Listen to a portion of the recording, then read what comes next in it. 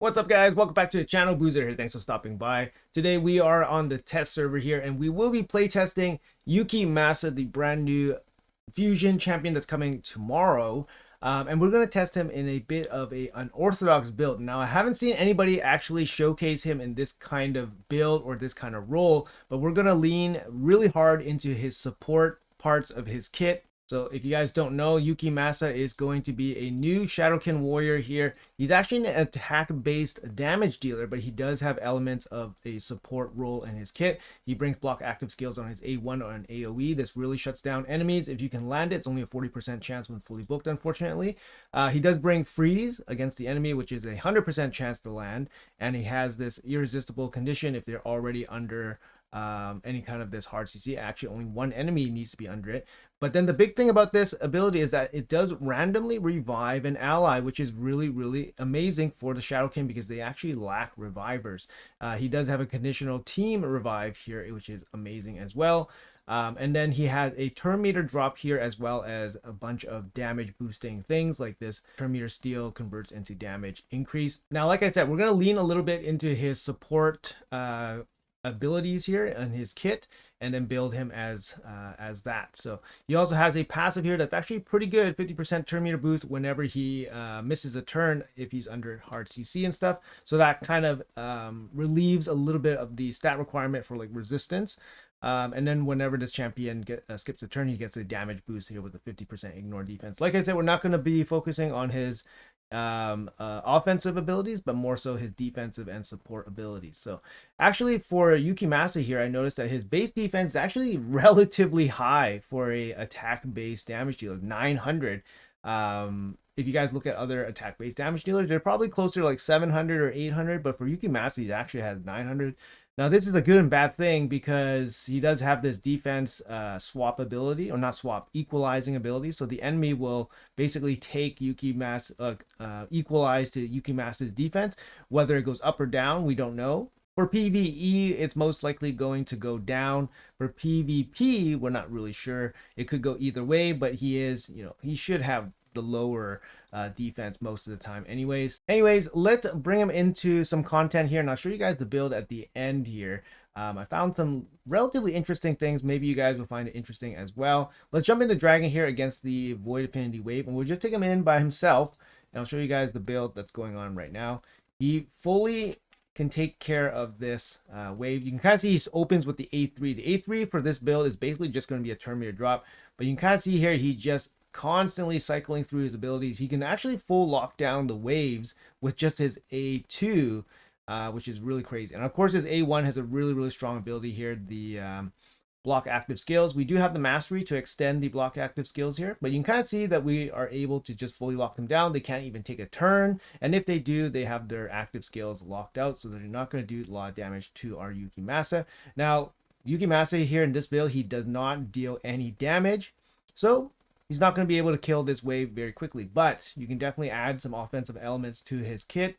For example, masteries, relics, blessings, etc. So we're going to duck out here, but just wanted to show you guys that he actually does have some CC capabilities here with his A2 full team freeze. I think the biggest question here is whether Yukimasa can actually help you in faction wars, especially hard faction wars, where it's actually quite difficult, especially if your roster is a little bit more on the limited side. So let's jump into the hard faction war Shadowkin Crypt, and we'll tackle 21 here. Now, I do have some pretty good Shadowkin warriors, but for the purposes of this video, I took up Lady Mikage. Lady Mikage is very strong in this faction because she does bring basically everything you kind of want from a support champion other than a revive. She brings damage, she brings a strip, which is really strong against the boss. You really need that strip to get rid of that reflect damage.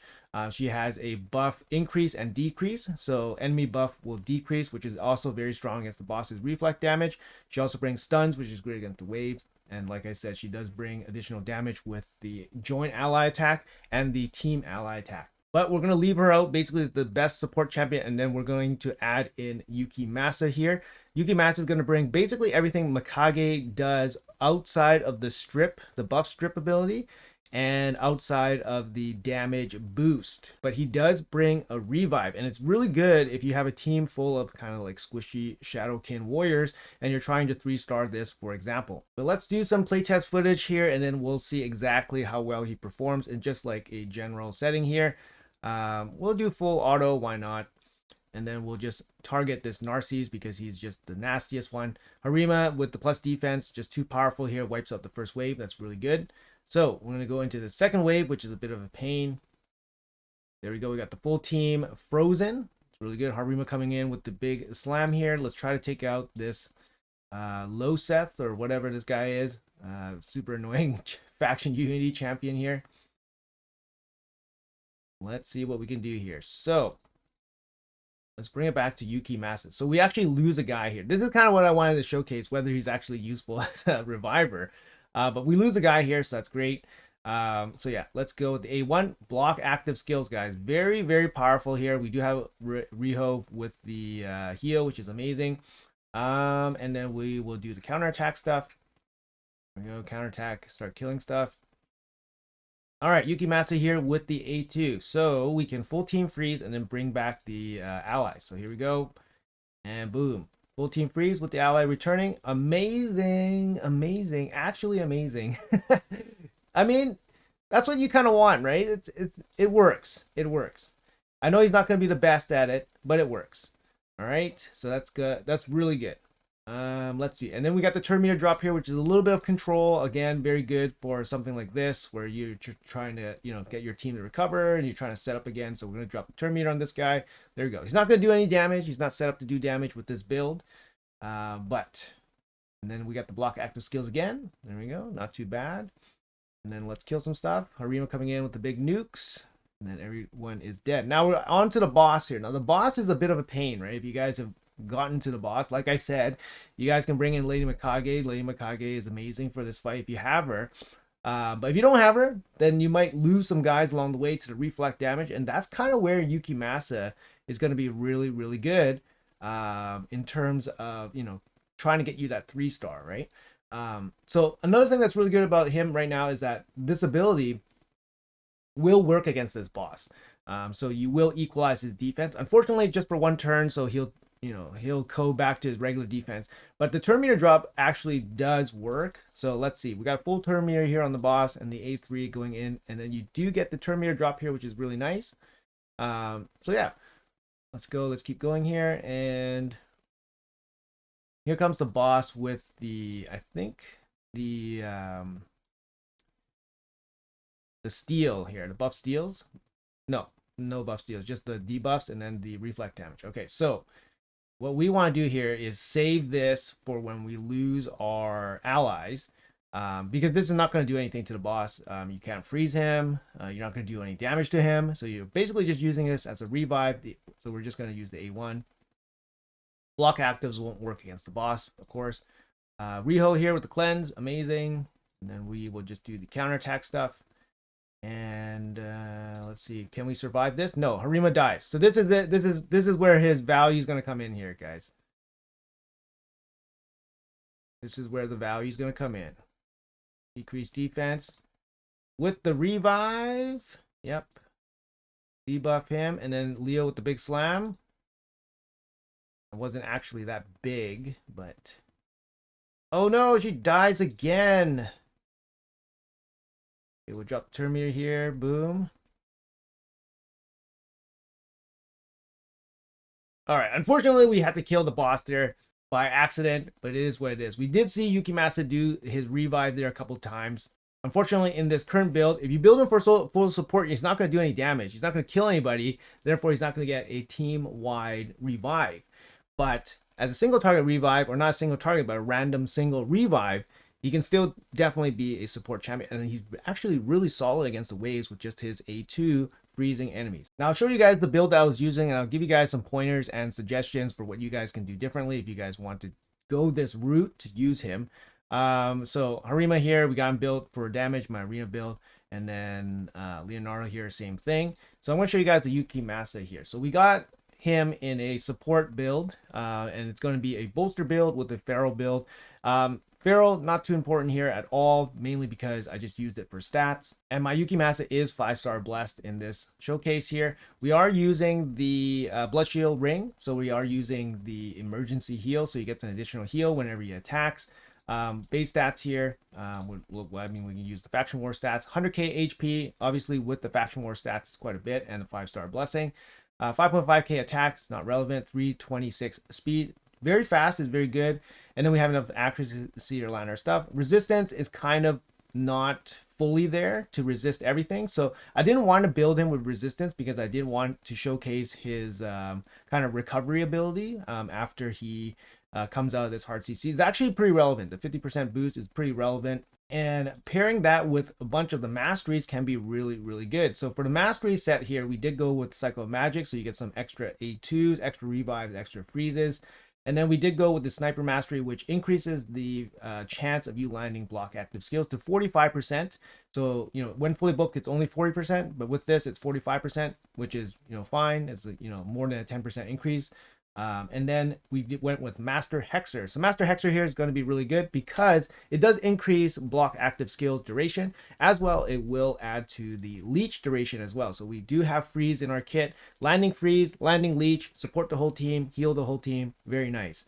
And then we went with Timely Intervention here, basically playing him as a reviver, getting 20% turn meter when a ally drops below 25%. This gives them a chance to come in with the A2, freeze the enemy, and then revive your whole team. Outside of that, we took damage mitigation, we took additional healing just to keep himself alive. He was in no danger, but mainly we did have him in a team setting, so he was in no danger against that hard faction wars wave.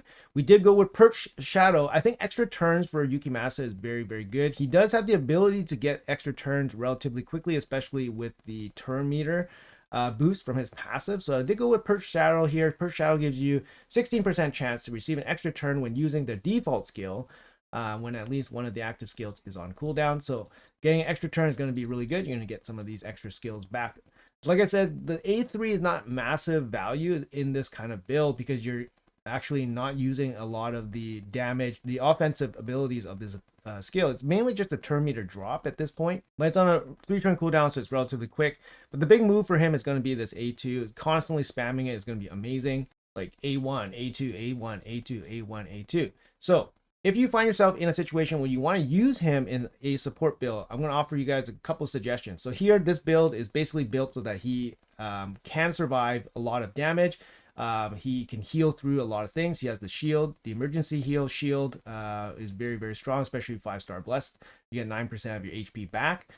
He does have a bolster set, which does heal him as well. He gets 10% HP every turn, which is very, very strong. So I wanted him to basically survive and just be that reviver, be that support that can, you know, save your team whenever needed. Now, if you want to use him in more of a CC role, you could build him for extra turns, perhaps, like Relentless. You could build him in Relentless. You could build him with Relentless plus Merciless. So Merciless can give you the chance at the turn cooldown reduction for one of the abilities, so that gives him more CC abilities. You could build him in something like a stun set. He does have an A1 AoE. He could be AoE stuns. He does have AoE on his A2 as well. Could be for a good candidate for a stun set. Could pair a stun set with the Merciless set, for example. Or you could even add something like a Retribution set.